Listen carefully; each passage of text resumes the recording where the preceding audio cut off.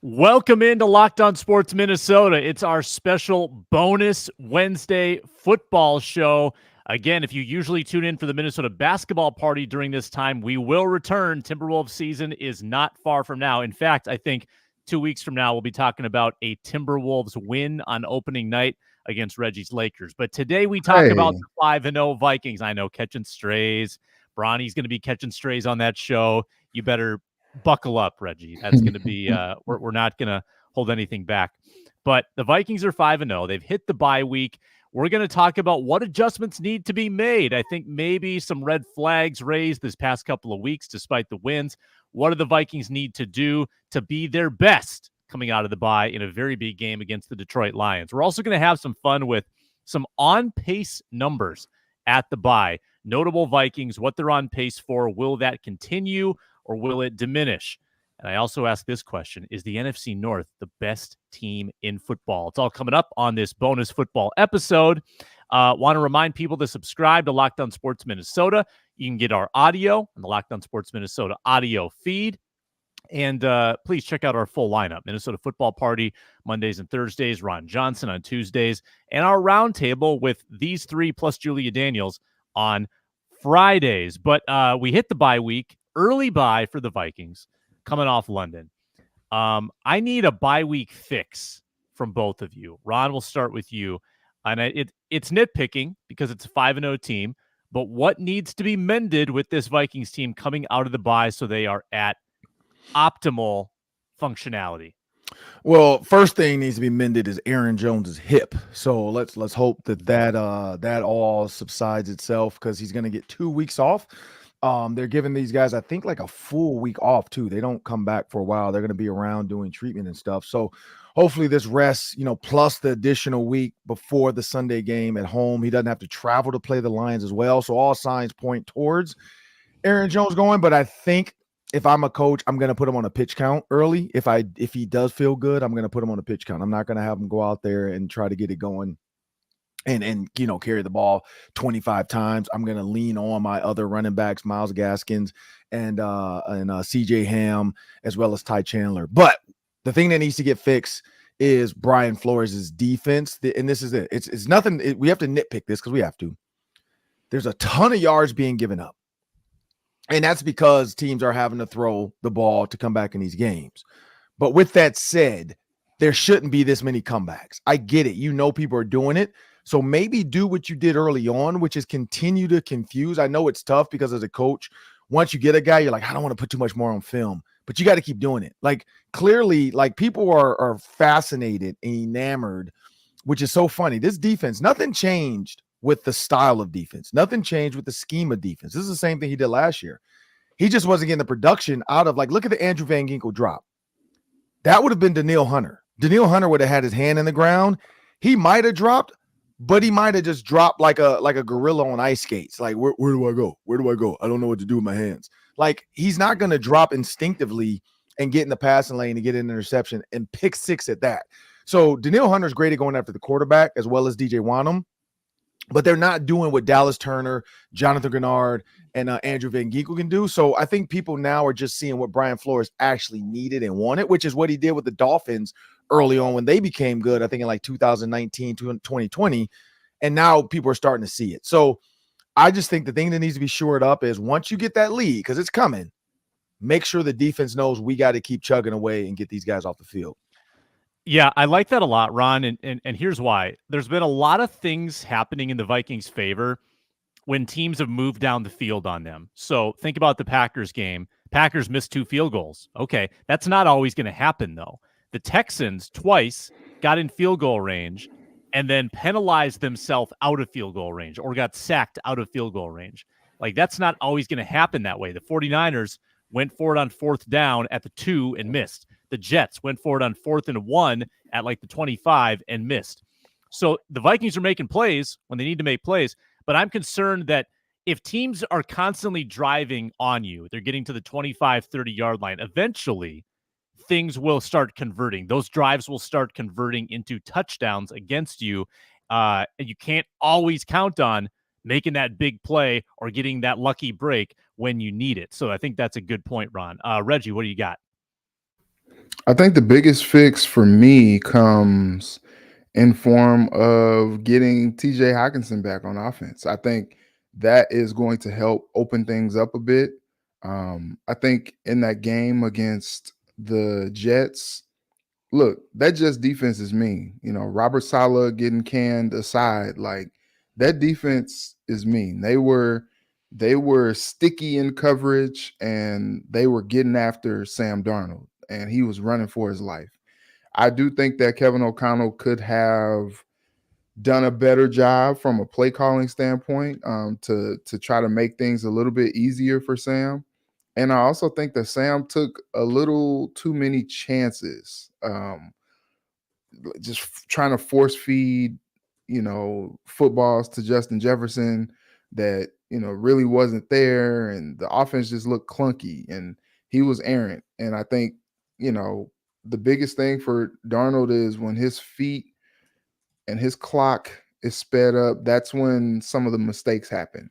And we kind of saw that on display on Sunday morning. And so I think just more coaching and also just getting TJ Hawkinson back, I think opens things up a little bit more. Doesn't make him feel like he has to force things a little bit too much, to some of the guys, especially Justin Jefferson, to go up and make a play.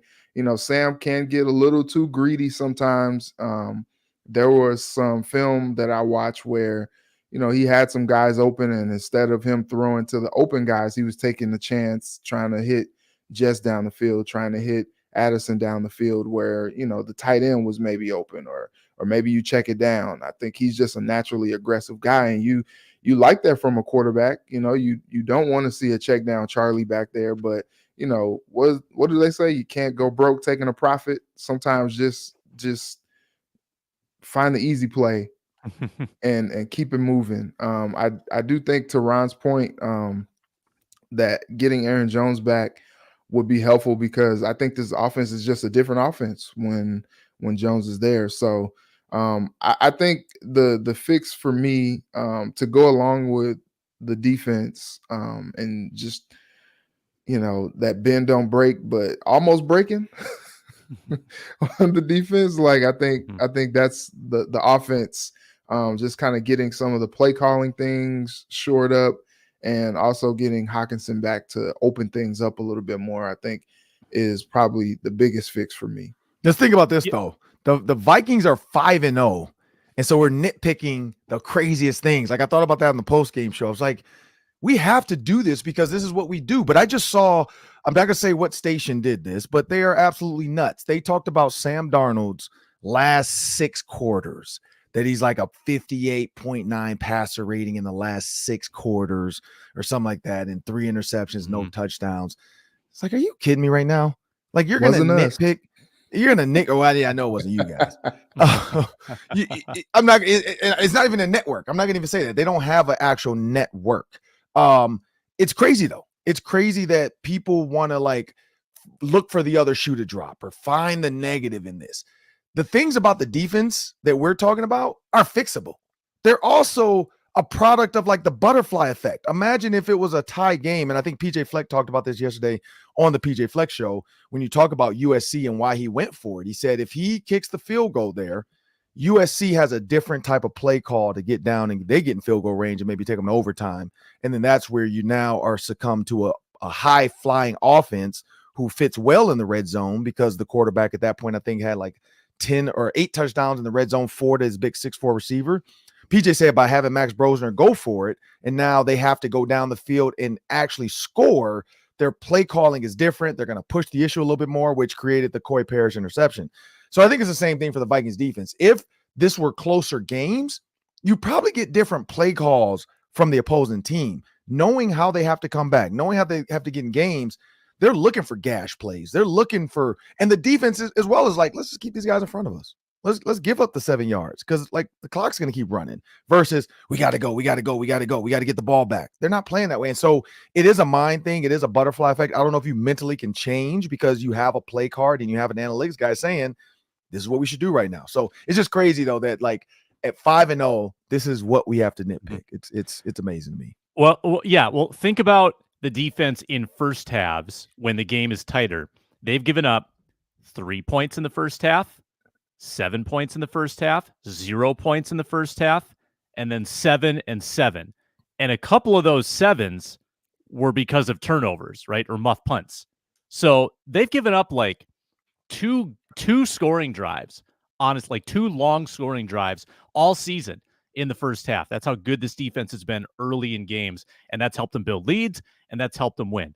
That's good points all around there. I'm going to bang this drum, and I brought this up with Ron yesterday, and the more I think about it, the more I look at the numbers, I think that Dalton Risner could help this offensive line. I think the offensive line has been good, but not great.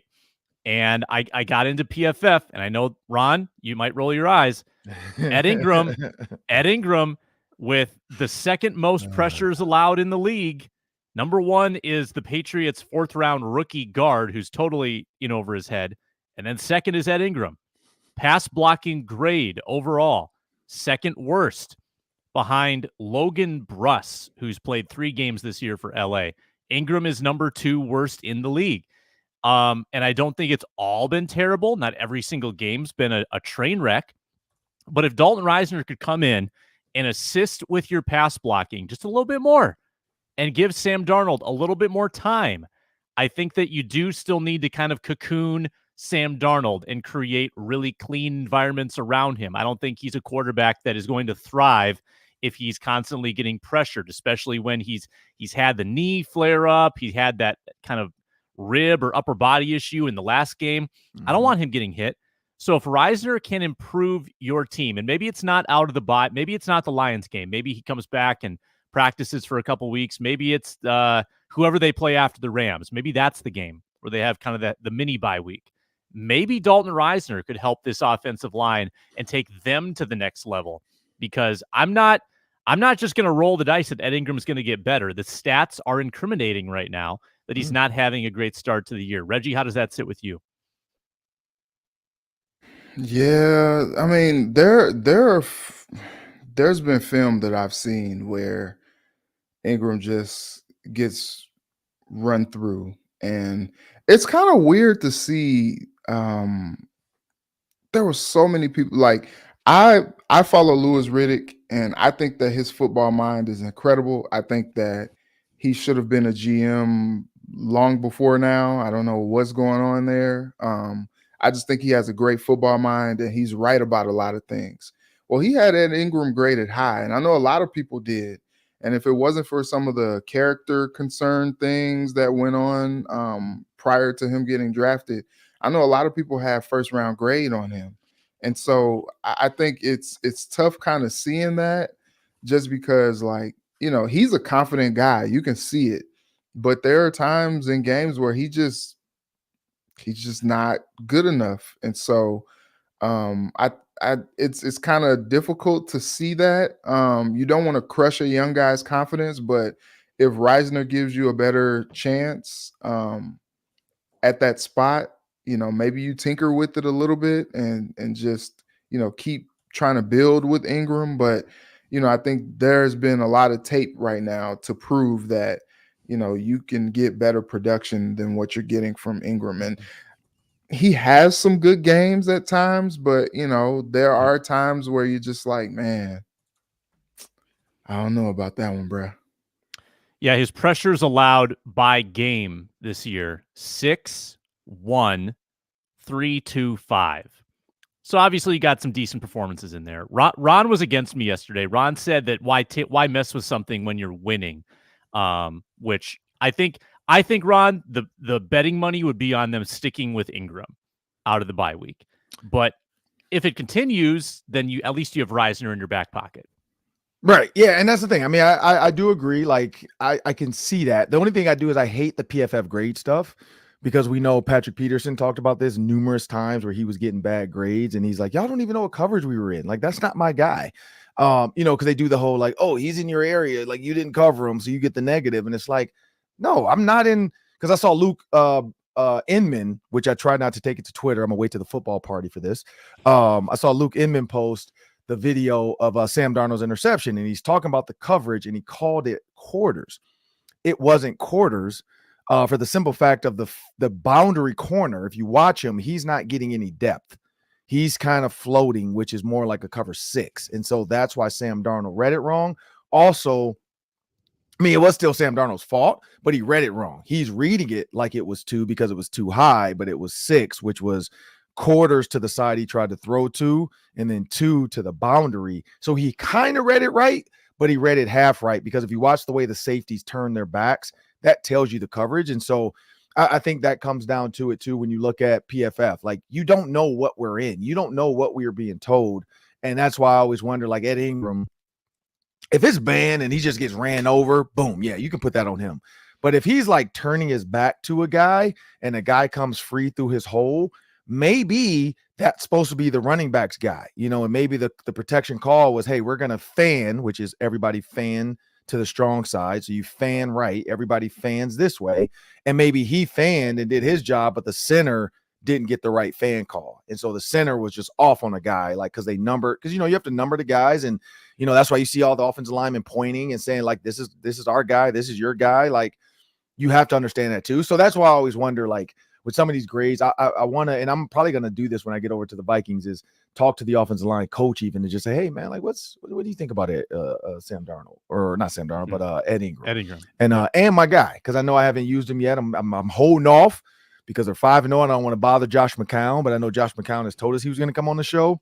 But I want to hold off on that because I'm like, let me wait. The train is still flowing well. Let me wait to use my guy. But I know he said he would come on, and so I know him and his wife and my wife are supposed to go to dinner coming up. So, but I'm gonna save that for the show. But I am gonna ask him some of that too, because I know he knows the offensive line stuff. I don't know. When you're 5-0, it's tough to bench somebody. Like, but I do see this. If Reisner is healthy, I do want to see like a Reisner package. Like, I would, because we know what he's good at, which is getting down the field on screens. And Ed Ingram is not that guy. I would like to see Reisner used a little bit. Not to say like, oh, we're running screens, get them in there, but yeah, maybe use them like you use defensive linemen. Hey, Ingram, you're in for this series. All right, Reisner, you're in for this series, and then just see what you got going. That's something Mike Zimmer did a lot of when he was trying to break someone in. He gave him a couple series a game. That could be a possibility. Let's come back and have some fun with numbers. I've got stats through 5 weeks. We're going to extrapolate that out to 17.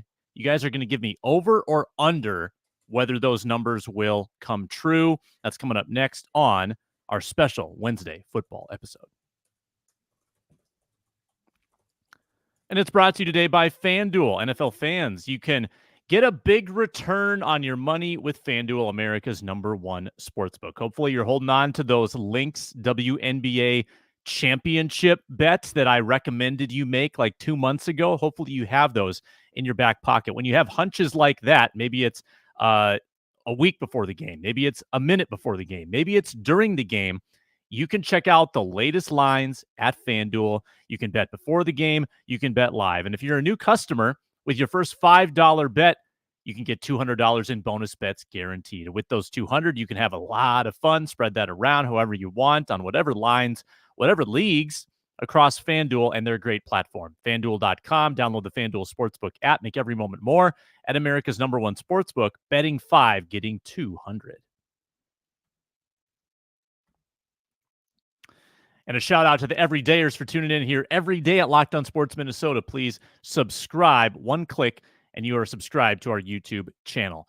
All right, I got some numbers. These are 5-game Viking stats, and I've got the 17-game pace. Tell me whether it will end over or under that 17-game pace. So I've got the Darnold numbers, and there's a lot of ones. 1,111 yards and 11 touchdowns. 1-1-1-1-1-1. That extrapolates for 17 games out to 3,777 for yards with 37 touchdowns. So, Ron, will he go over or under that yardage total for the season? 3,777. You're muted. Sorry. Yes, I'm going to say over. He's going to go over the 30. He can get to 3,800 yards. The way this offense is playing, you get TJ Hawkinson back, so you know Kevin O'Connell is going to have some Frankenstein's type stuff with Hawkinson, Jefferson, and Addison. If you remember back when they used to run the bunch, like that can really screw people up and go tempo. Now you have a tight end in the game you actually want to use. So I could easily see that because that's at least 6 targets a game to Hawkinson. And the touchdown total, 37. Will he go over or under that? I know he was first in the league going into last week. Let's see if because he didn't throw a touchdown. So he is actually second now to Joe Burrow. He's one behind Burrow. 37 touchdowns is a lot. I'm going to go under. I'm going to go right at like 36. And both of these would be career highs for Darnold by a long shot because he's never actually played 17 games. He's missed a handful of games every year. Reggie, what are you thinking? Yeah, I'll go over on the yardage just because, like Ron said, like he's going to get Hawkinson back, and I think he'll start airing it out a little bit more. I do think there have been many weeks on this program that I have said that Darnold will throw for 300 yards, and he hasn't done it yet.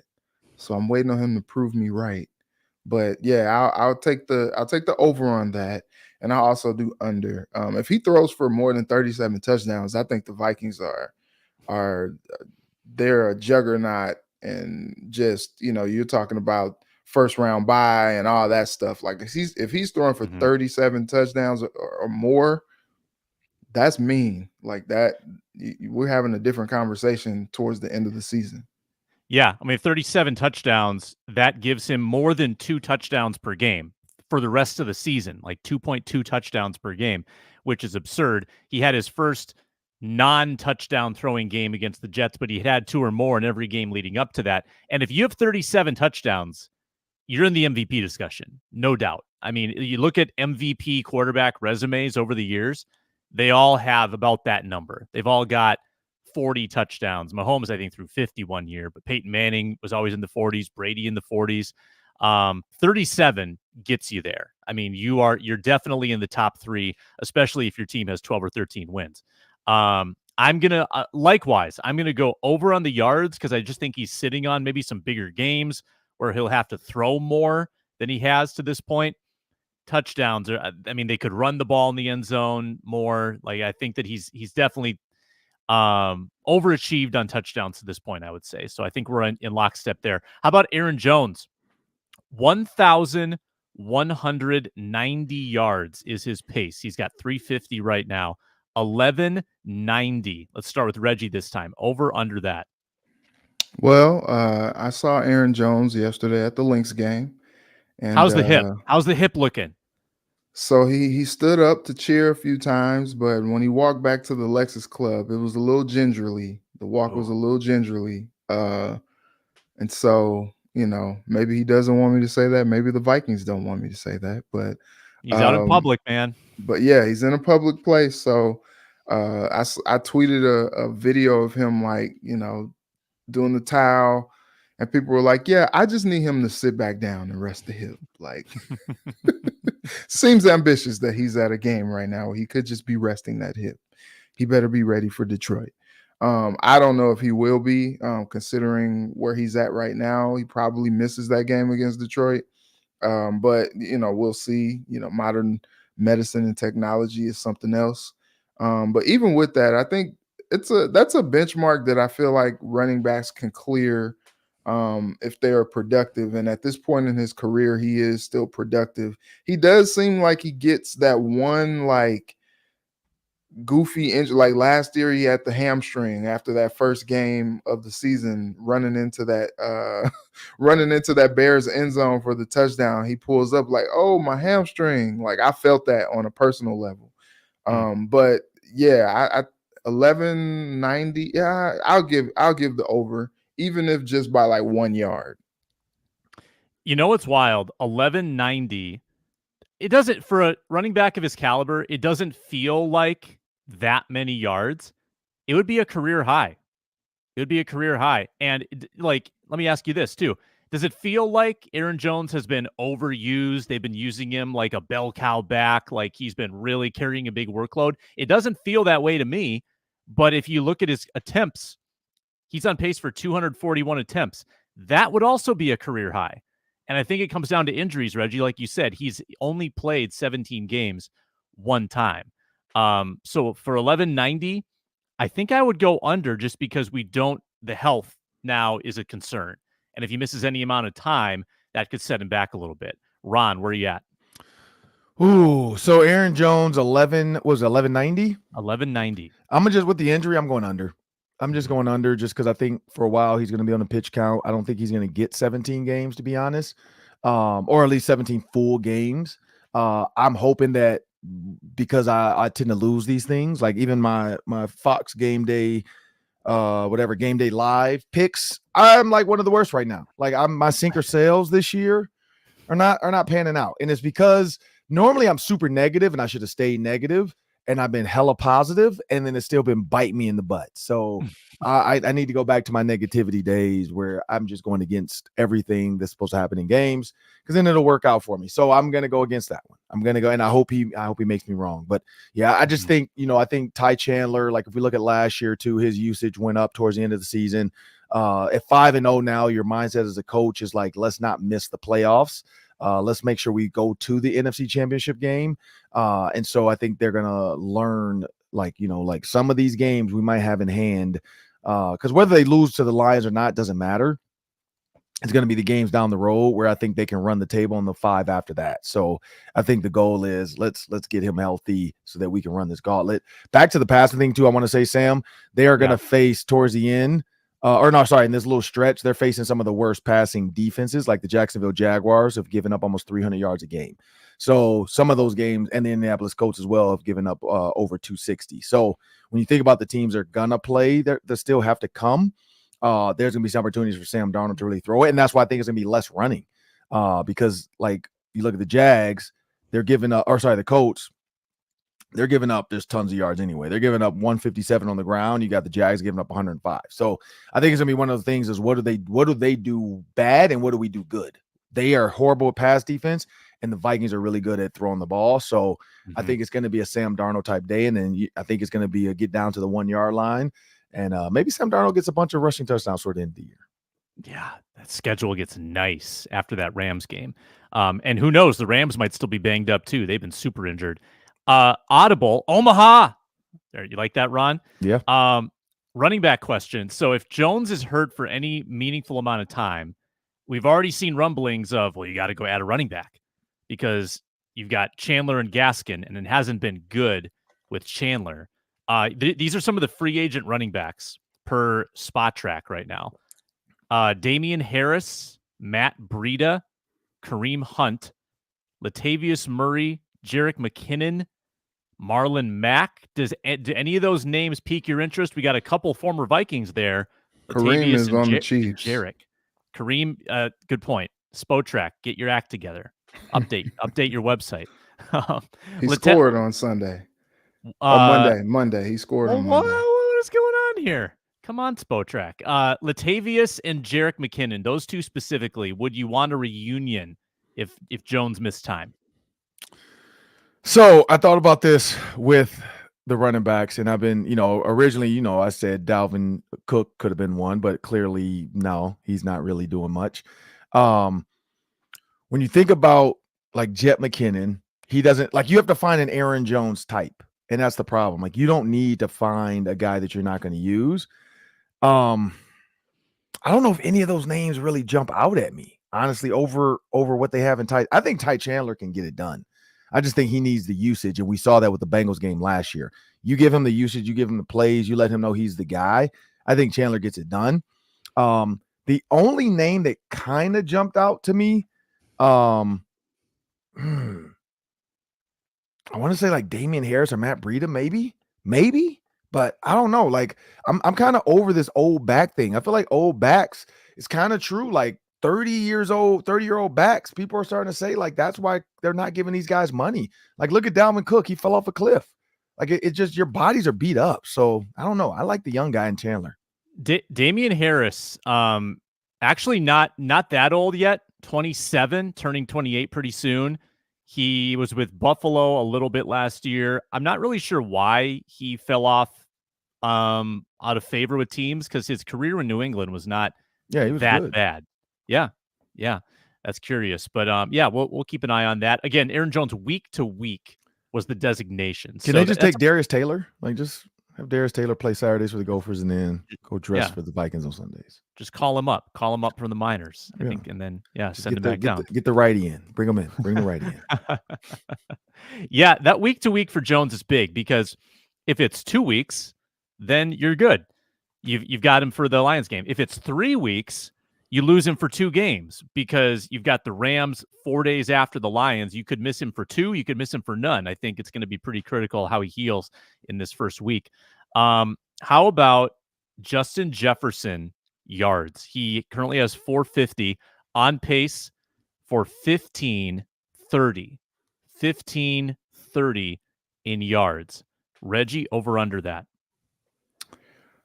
I'm gonna go under, and it pains me to do that, but for some reason, and I don't know, Ron, if you could speak to this, but Justin Jefferson, for a big part of his career, has had these monster first halves. And then in the second half, it's like, where did he go? What happened? Did the defense adjust? Did the offense get away from him? Like, what's going on? I don't understand how that happens. And I think there have been times where, like, he's just like, even in that 49ers game, he has a monster first half, not really much in the second. He was frustrated in the game in London because, not a lot of usage. And then when he was getting targeted, I mean, that coverage from DJ Reed was sticky. And so, I'm not really sure. And, it's been brought up too that some uncharacteristic drops from Jets this season as well. I don't know what that's about. I know when I asked him about it a couple weeks ago, he was like, man, I probably just need to get back to the jugs machine and make sure that I'm, doing what I need to do so that doesn't happen anymore. But it's just so funny. Like, it used to be that whenever the ball was just in his range or in his vicinity, it's like, oh yeah, he's coming down with that.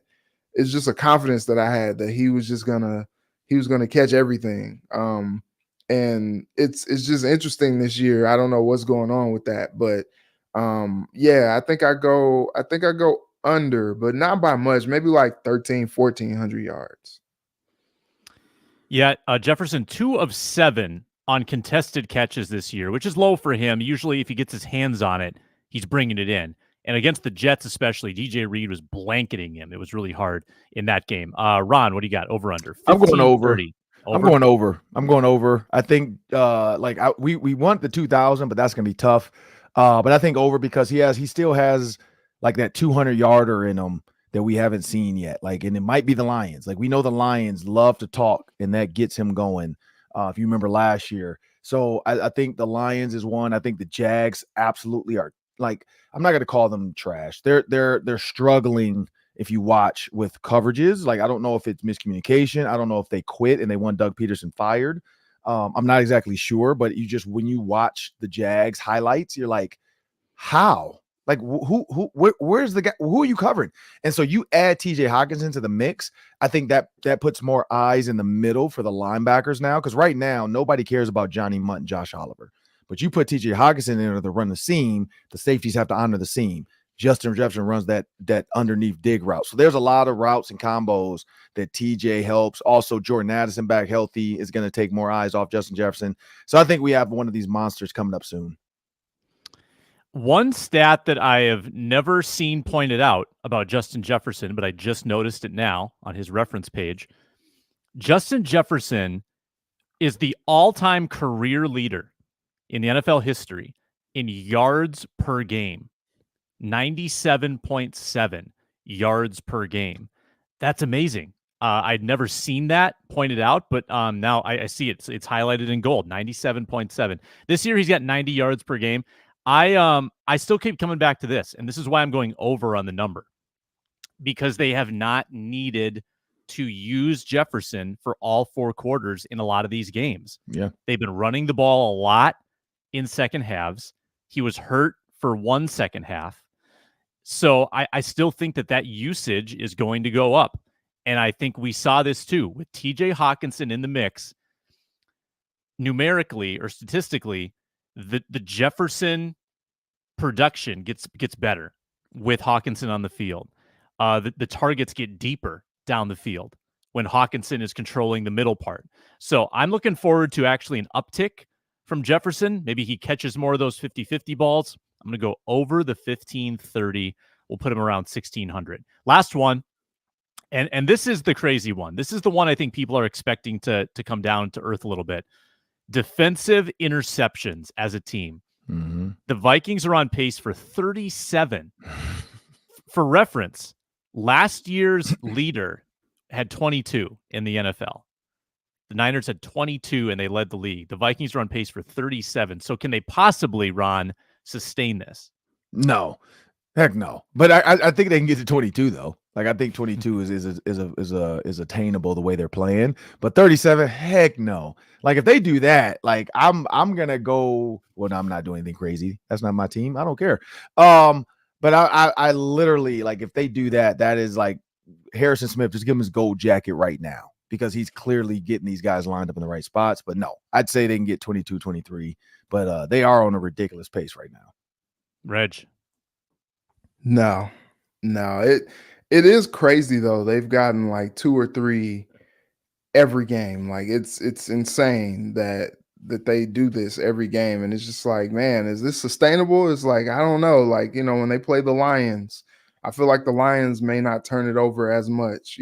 Goff may throw 1 interception or something like that, but it's just so fortuitous. Like they're getting fumbles, they're forcing, and interceptions. Like I just can't see that continuing to be the case. I mean, against the Rams, they may get like 4 turnovers with how bad they're playing, but I just can't see them getting that many. That's kind of insane. Yeah, the quarterback slate does kind of get pretty nice here. They might have, I don't know, Richardson or a backup with the Colts, and Levis might give him 10.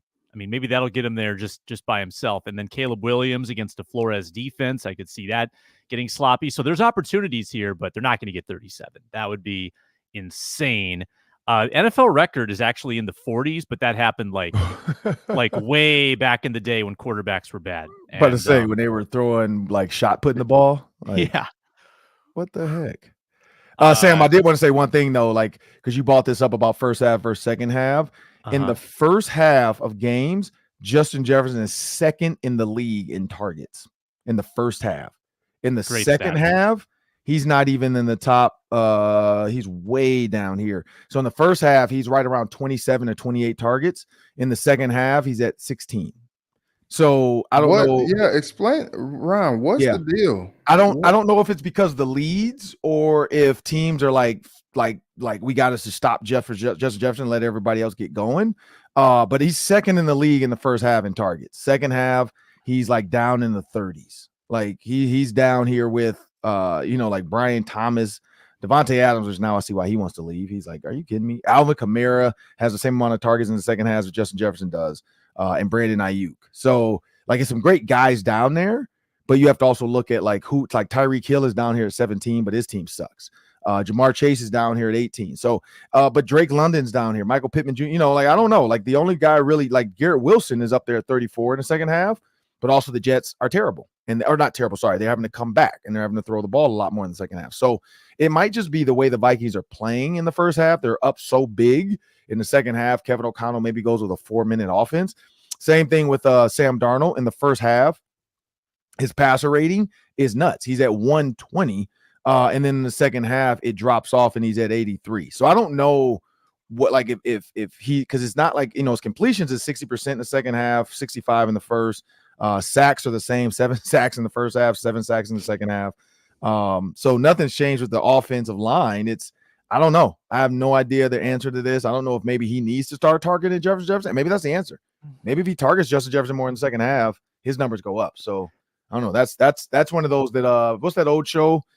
the Twilight Zone. That's one of those Twilight Zone files where the guy in the black suit steps up and then the creepy music plays and he's like, we're gonna dive into the Twilight Zone of the Minnesota Vikings. Justin Jefferson, 32 targets in the first half, only 16 in the second half. Sam Darnold, we have no idea. Your passer rating 120, 83 in the second half. We're gonna go into the locker room and figure out what's going on, people. And then he's never be seen again. Like that guy never comes back. And then a new host comes back and he's like, yeah, we clearly can't go into that locker room because it's a Bermuda Triangle and we won't see our guy back until the season ends. So yeah, so I don't know what's going on with it, but Reggie, you are right. Like it's weird. It's a little off. Quick pause, and then I will ask these fellas, is the NFC North the best division in football? Plus our week 6 picks coming up next on our Wednesday bonus football show that doesn't have a name.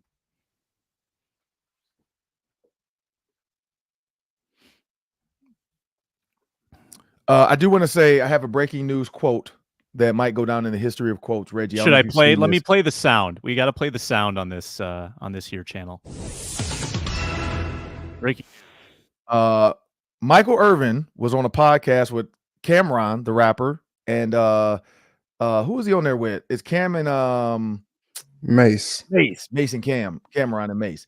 And they were teasing him about, I don't know if you saw this, Reggie, on the sideline when he got on all fours trying to get. Yeah, I watched him. I watched him articulate himself about that. Yeah, that he bent that thing over, but we got the win. Like, come on, Michael Irvin. Like,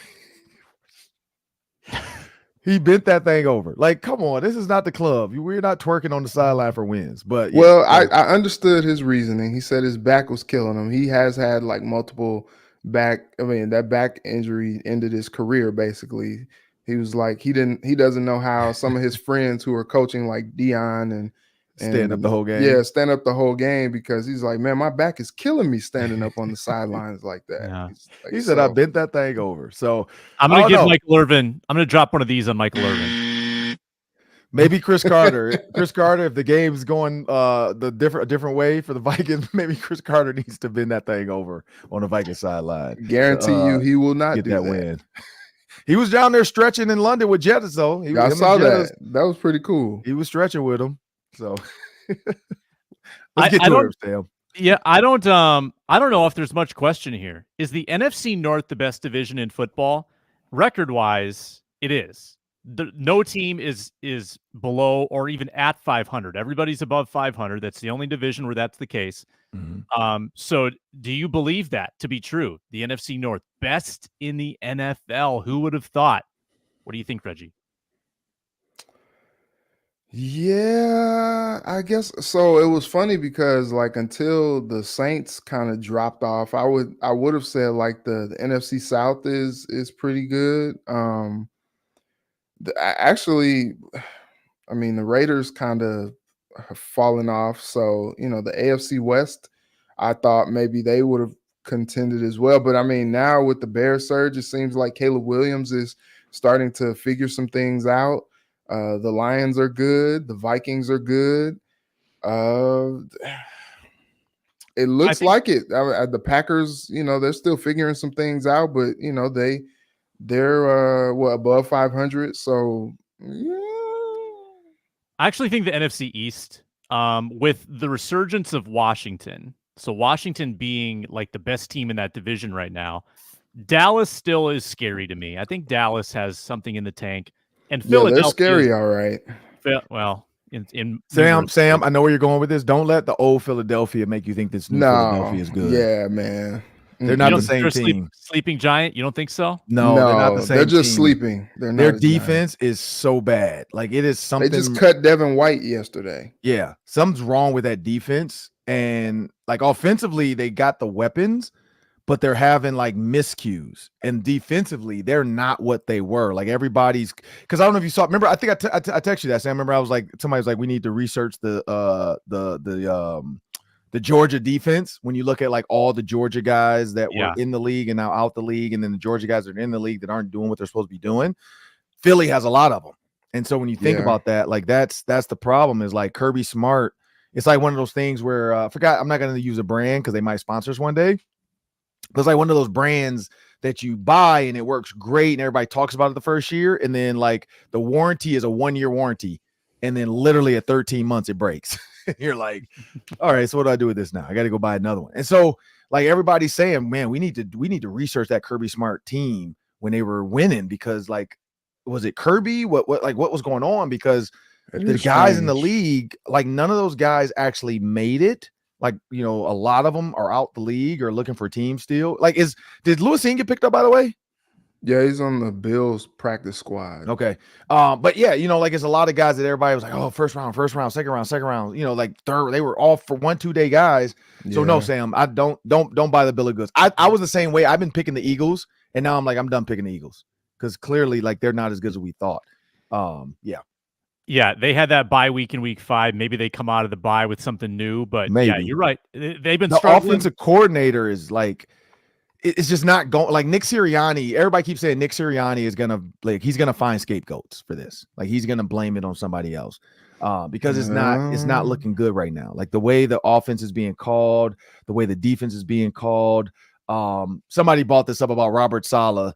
They were like, y'all fired the wrong person. Like, it's not Robert Saleh's fault the offense is bad. Like, Aaron Rodgers and him clearly had issues. That push was a Mike Zimmer, Kirk Cousins push. Like, that was not a, like, let's get locked in, let's stay in the game. That was man, get off me, man. Like, what are you doing? We're not boys.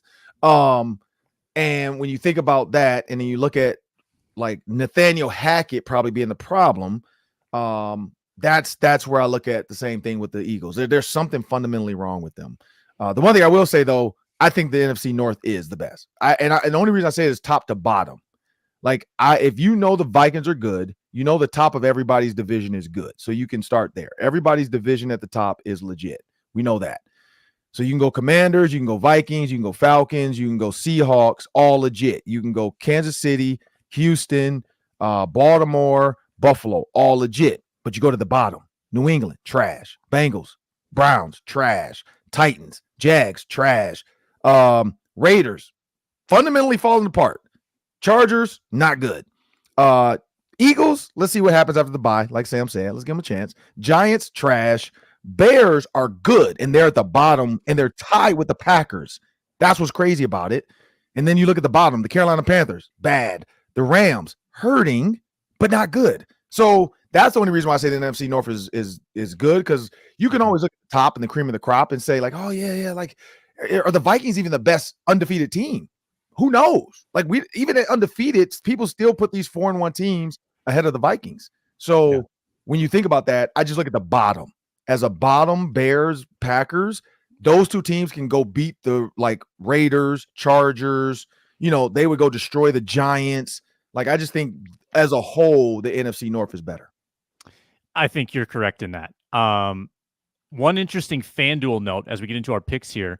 The Vikings are favored to win the division, but the Lions have better odds to win the Super Bowl than the Vikings. So they trust the Lions more in the postseason. It's kind of fascinating. After that 49ers game, I don't know how they do that. Dan Campbell's going to gamble it away.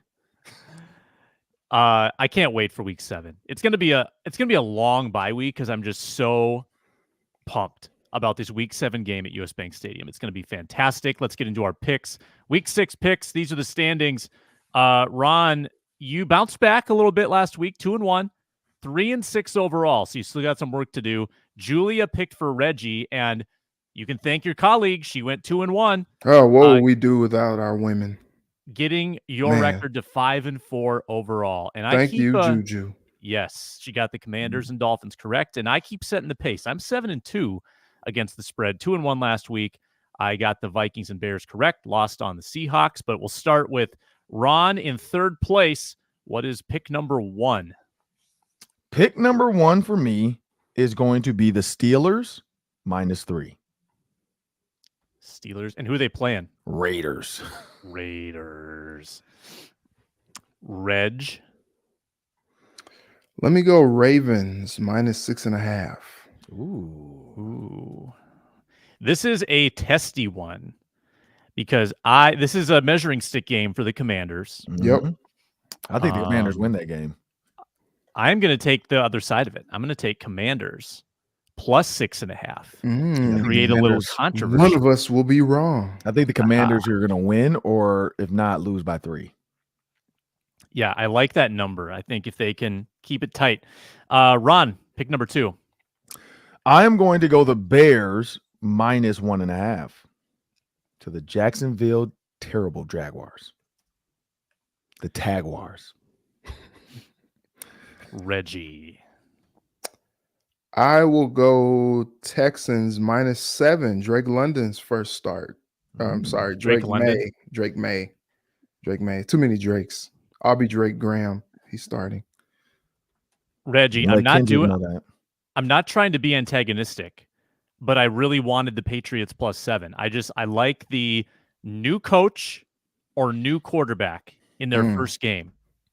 So I'm taking Drake May +7 at home. 7-point dogs at home. Patriots have been plucky in a lot of games this year. They're not good. They're terrible. But they try. They're still at the stage of the season where they are showing up and trying to play football, and they'll try to play for Drake May. Ron, last pick. I don't think anybody's taking this one. I'm gonna go Bungles -3.5 to the Giants. I think that they know they're fighting for their life right now just to stay employed. They put up a big fight against the Ravens, so I think maybe they see something's going on that they can do. So I'm gonna go Bengals over the Giants. Bengals getting their heart ripped out by the Ravens and the Chiefs this year. It's gotta hurt. That's gotta sting really badly. But I think they're still a good team. I think Burrow is still really good. Reggie. Yeah, here we go. I'm going to take the Cowboys +3 against the Lions. Cowboys +3. I will not go with the Lions because I don't like. I got to see them put together a couple more strong performances before I bet them as a favorite on the road. So we're going to look elsewhere. I think the Broncos are a paper tiger. I don't believe in them yet. I know they hung a lot of points on, who was it? Las Vegas. We're going to go with the Saints +1.5 at home. Although it's Derek Carr out. Yes, he is. That's why the line's so weird. It's 3.5. You talking about the Buccaneers? No, the Saints at home against the Broncos. I think I'm gonna. No, that's the wrong week. Is that? You're right. That's the Buccaneers. Thursday. They're showing me next week's lines. This is nonsense. Buccaneers. They're at home versus Bucks. Yep, 3.5. Broncos are hosting the Chargers. See, I'd rather bet against the Broncos than for the Saints. So I'm gonna go. I'm gonna go with the Chargers -3 against the Broncos. I think that Bo Nix has to come back to earth. Nobody took Kirk Cousins over Andy Dalton? That just seemed like low-hanging fruit. Kirk and Adam Thielen. Great game for Kirk. Kirk off a 509-yard game. You know he's going to come back to earth. I wonder if him and Thielen are going to embrace, and he's going to be like, "Yo, you should come to Atlanta." Maybe they'll talk some trash about Zimmer, exchange some stories, have some laughs. I can see Adam going to the Atlanta. Why not? Adam's hurt. Will he even be? I guess he'll be there. It's a home game. He'll be there. He'll be there, but he won't play. What did he hurt? I didn't even know he was hurt. No, he's on IR. I think hammy. Oh, yeah, that's that age. He's had that a couple times now. Trade value not very high. Probably staying put. That's our show for today. Thanks a lot for watching, listening, commenting. You can find us on the Locked On Sports Minnesota audio feed or subscribe to this YouTube channel. Get notified whenever we have a show. For Reggie Wilson, Ron Johnson, I'm Sam Ekstrom. Talk to you on the football party tomorrow at 11. See you later.